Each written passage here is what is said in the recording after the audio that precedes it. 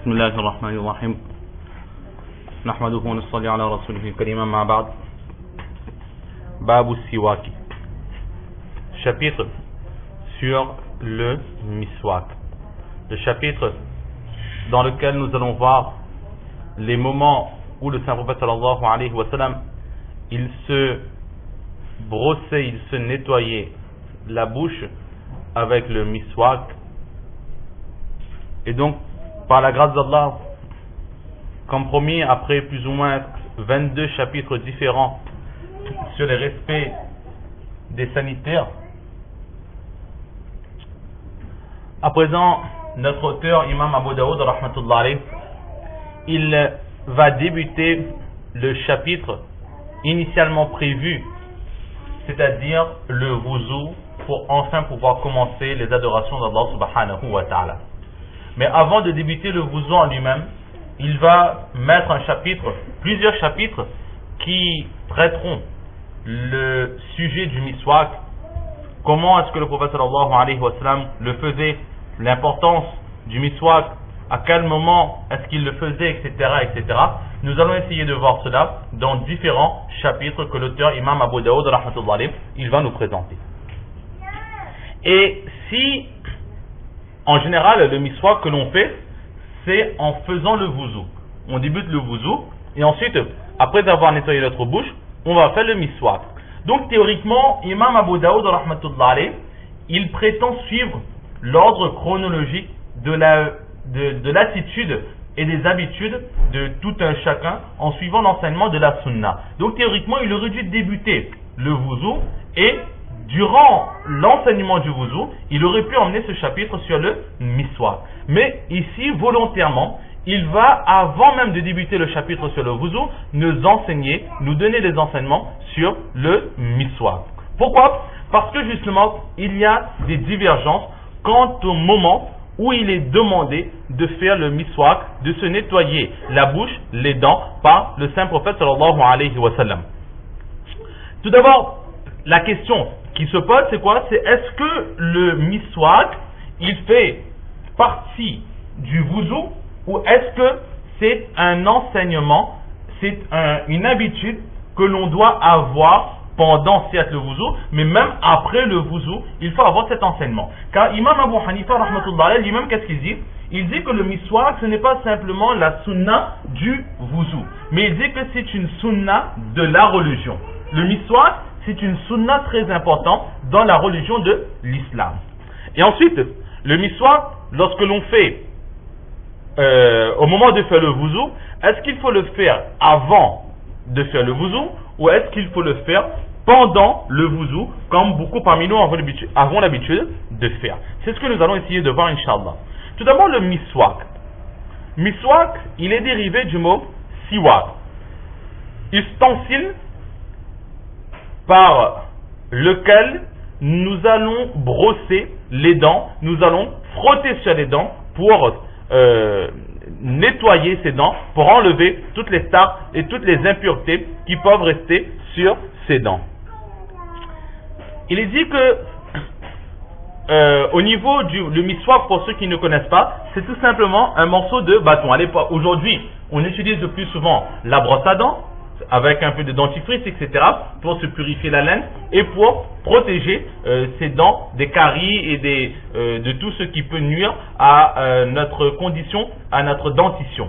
Mais avant même la création de cette brosse à dents, le prophète sallallahu alayhi wa sallam, il avait déjà donné l'enseignement de la purification de la bouche et de la laine, et pour cela ils utilisaient des morceaux de bois, parfois des petites branches, des morceaux de bois qui proviennent tout simplement de différents arbres ou différents arbustes. En mâchouillant un petit peu ces morceaux de bois, alors l'écorce va sortir et l'intérieur de ce bois ressemblera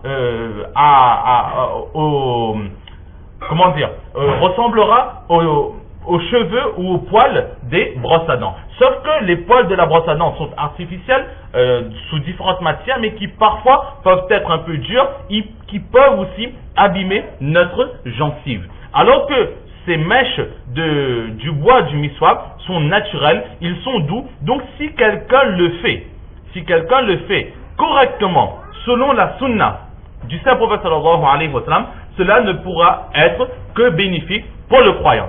Mais aussi faire attention que si le miswak il est mal fait, cela peut nuire à la personne, peut nous causer du tort. Comme une fois nous étions chez le dentiste et là notre dentiste nous avait demandé si l'on faisait le miswak et ensuite il nous avait prévenu. Il nous disait que beaucoup de musulmans font le miswak en pensant bien faire. Mais au lieu de passer ce miswak sur les dents, ils ont tendance à frotter ce miswak sur les gencives en même temps. Mais il faut savoir que la gencive est un morceau de chair très très sensible. Et à force d'être au contact avec, que ce soit la brosse à dents ou bien même le miswak, sa gencive a tendance à reculer et petit à petit à remonter vers le palais de la bouche. Ici c'est la partie de la mâchoire inférieure, donc redescendre un petit peu vers le menton. Et le problème c'est quoi? C'est que cette gencive, elle protège. C'est une forme de bouclier entre tout ce qui est extérieur et les nerfs des dents. Et justement, si l'on ne fait pas bien le miswak, comme le prophète sallallahu alayhi wa sallam nous l'a enseigné, alors ces gencives-là vont remonter et ensuite nos dents, notre bouche sera très sensible à tout ce qui est chaud, tout ce qui est froid. C'est-à-dire qu'en buvant quelque chose de très froid, on aura une douleur et en buvant quelque chose de très chaud, on aura aussi une douleur. Et là, le dentiste qui disait que si nous arrivons à ce stade-là, alors les dentistes ne peuvent plus rien faire car ce n'est plus du domaine de la dent, mais c'est la gencive qui est trop remontée. Alors que nous verrons, Inch'Allah, dans les chapitres qui suivent, que normalement, le prophète sallallahu alayhi wa sallam, il faisait le miswak, non pas de haut en bas, mais de gauche à droite, sur les côtés, et non pas de haut en bas, justement pour préserver ses gencives. Donc c'est ce qu'Inch'Allah nous allons voir. Donc le siwak, c'est ce petit morceau de bois. Ensuite, il y a différents arbustes qui sont utilisés pour le miswak, parmi lesquels il est dit que plus le bâton de miswak il est amer, alors plus il sera bénéfique pour la bouche. Parmi ces arbres, nos auteurs, nos professeurs nous ont mentionné aussi l'arbre de l'olivier qui lui aussi est bénéfique pour le miswak, pour la purification de la bouche. Ensuite, quel est l'enseignement, quelle est la position de ce miswak dans la religion musulmane? Alors, pour les quatre a'imma, Imam Abu Hanifa, Imam Shafi'i, Imam Ahmad ibn Hanbal et Imam Malik alayhim rahma, ils sont tous d'avis que le miswak est une sunna du saint prophète sallallahu alayhi wa sallam. Ce n'est pas quelque chose d'obligatoire, c'est une sunna, certes sunna mu'akkada avec beaucoup d'importance, mais ce n'est pas une obligation, cela n'entre pas dans les fara'id ni les wajibat. Alors que les Zawahiri et Daoud Zahiri, lui, il est d'avis que le miswak, c'est quelque chose de wajib. Moins important que le farad, mais obligatoire, il est au stade de wajib. Ensuite, nous avons un autre savant, Ibn Hazm Zahiri, lui, il est d'avis que le jour de Jum'ah, faire le miswak est wajib. Les autres jours, cela n'est pas wajib.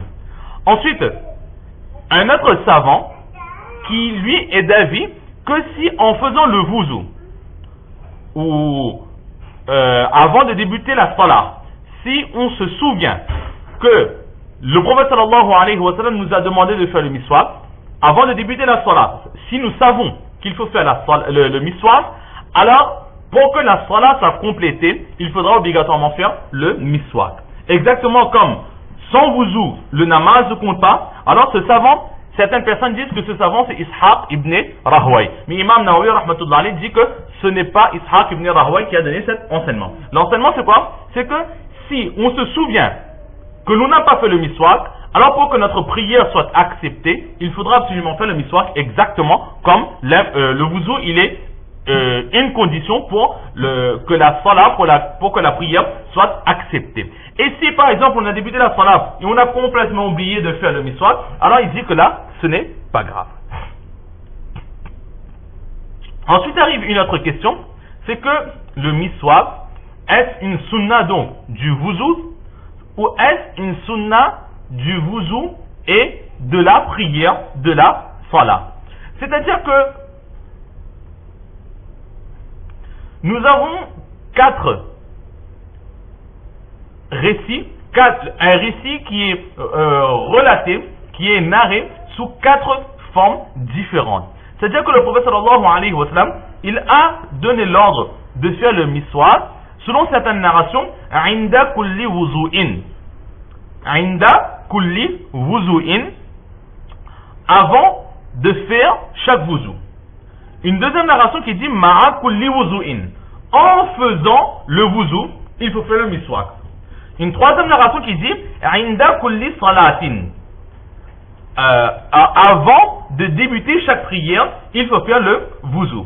Et enfin, la dernière narration qui nous dit ma'a kulli salatin, en faisant la prière, il faut faire le miswak. Donc nous avons là 4 enseignements, 4 narrations qui viennent tous du Saint-Prophète sallallahu alayhi wa sallam. Alors maintenant, qu'est-ce qu'il faut faire? Est-ce qu'il faudra faire le wuzu avant est-ce qu'il faudra faire le miswak avant de débuter le wuzu, comme dans une narration il est dit inda kulli salatin? Est-ce qu'il faut faire le miswak après avoir débuté le wuzu, après avoir lavé sa bouche comme on le fait selon une narration qui dit ma'a kulli wuzu'in? Est-ce qu'il faut faire le miswak avant de débuter la prière pour mettre en pratique la narration inda kulli salatin? Ou est-ce que pendant la prière, il faut faire le miswak pour mettre en pratique la narration ma'a kulli salatin? Donc cette divergence provient directement de différentes narrations qui ont été narrées, relatées du Saint-Prophète, copiées du Saint-Prophète sallallahu alayhi wa sallam. C'est ce que nous allons essayer de voir avant de débuter le hadith. Il faut savoir que le terme ma'a kulli salatin, c'est-à-dire faire le miswak pendant chaque prière, c'est une narration qu'on appelle shadh, qui est contraire à l'enseignement connu. Donc cette partie, cette 4e narration ne sera pas prise et ne pourra pas non plus être prise en considération pour ériger, pour mettre en place un masla, pour mettre en place une règle de jurisprudence. Donc des 4 narrations, il ne reste plus que 3 narrations qu'il faudra regarder. Lorsque le terme ma'a est employé, cela signifie que il faut que les 2 actions se suivent. Les 2 actions se suivent l'une après l'autre. Ma'a kulli wuzu'in, c'est-à-dire que on fait le miswak et tout de suite après on fait le wuzu. Ou bien pendant le wuzu on fait le miswak. Alors que le terme inda, lui, il mentionne une proximité. C'est-à-dire que avant inda kulli wuzu'in, par exemple, faire le miswak inda kulli wuzu'in, il faut que entre le miswak et le wuzu, il n'y ait pas un laps de temps trop long. Entre le miswak inda kulli salatin, entre le salat, ça veut dire prière. Entre le miswak et la prière, il ne faut pas qu'il y ait un laps de temps trop long. Là, c'est l'interprétation de ces mots et c'est à partir de cette interprétation que nos 4 imams vont donner des enseignements plus ou moins différents.